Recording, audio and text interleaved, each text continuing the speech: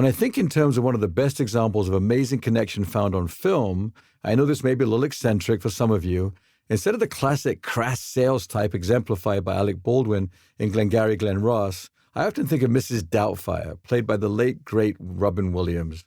I know it is just a movie, but for those who don't know the story, Williams played a man who was an unreliable and irresponsible father who found a better version of himself when adopting the role of an elderly British nanny, as this was the only way he could see his kids. Through the proper motivation, he was able to cook, clean, help with homework, and find this endearingly charming yet responsible version of himself that had existed deep down all along.